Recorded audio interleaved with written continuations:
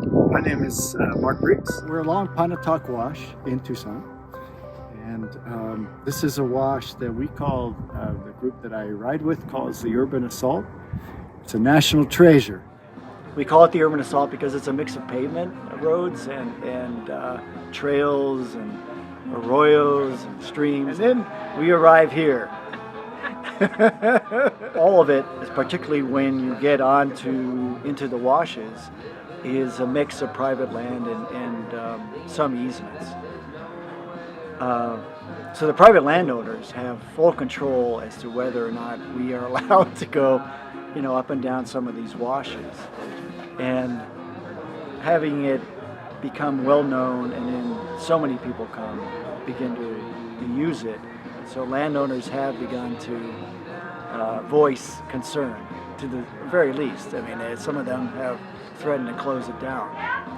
And so far, we managed to talk with them and convince them that we'll try to change. Some of the bikers are not cognizant that they're on private land and they're surrounded by houses, and people are listening and they're seeing their lights and that kind of thing. Just don't.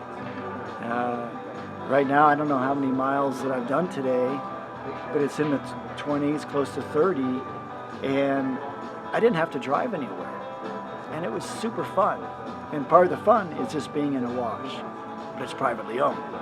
Be very respectful.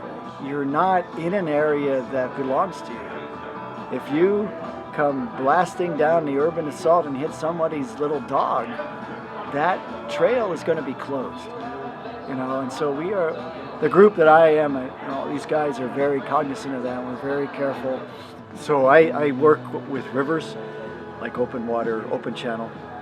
And mostly what I do is to try to understand how rivers have changed hydrologically, and then reasons as to why they changed. And in Tucson, the biggest problem, one of the large problems we have, is groundwater pumping. And so you see a lot of rivers reacting to the drop in the elevation of the groundwater, and going from being almost perennial to being ephemeral.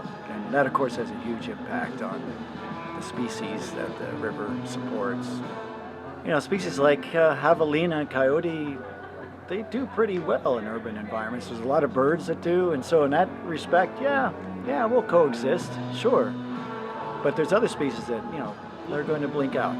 It's just a matter of when. That's a negative response. It's hard to be really optimistic when it comes to environmental. We have Trump and the Republicans who are like drill, baby, drill, and they don't believe in climate change, they don't believe in science, they don't believe in facts. And how do we be optimistic in that situation? You can't fight the degradation that the humans are doing on this planet by living in an ignorant void of facts and science. It's impossible. So right now in this stage, we are in month 4 of the Trump administration, and everybody is holding their breath.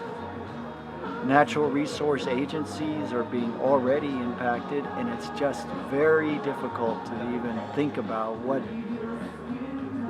our society in the U.S. is going to be like 4 years from now, much less think about sustainability several decades down the road. We are at an inflection point, and it's hard to see how this inflection point does not very much negatively affect, decades down the road, native species. So I'm getting close to retiring and getting involved in local projects that help to take a damaged ecosystem in and around the city and bring it back to some form of restoration. I think would be very cool. I also have been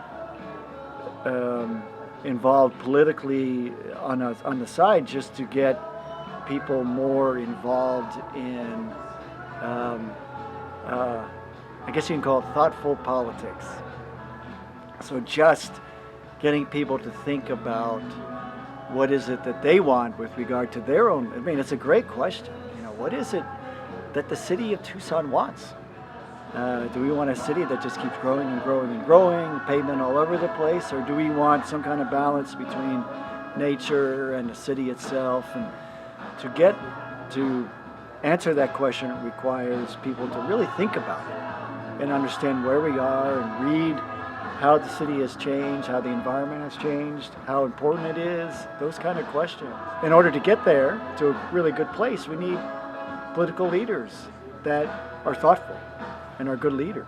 I'm a hydrologist, so I'm very biased towards this, but the old saying is that whiskey is for drinking and water is for fighting. And the future of Tucson, Phoenix, of cities across the Southwest, northern Mexico, really hinges on water and how well we can plan our future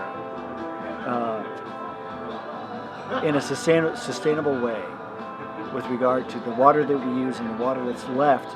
The drops that are left for the environment is going to be huge to determine what kind of city we have. It requires really good people who are thoughtful, science-based, to really ask key questions of just how much water we are using here to sustain our human population, what is needed, and how can we do it in a way that is sustainable for the future, that allows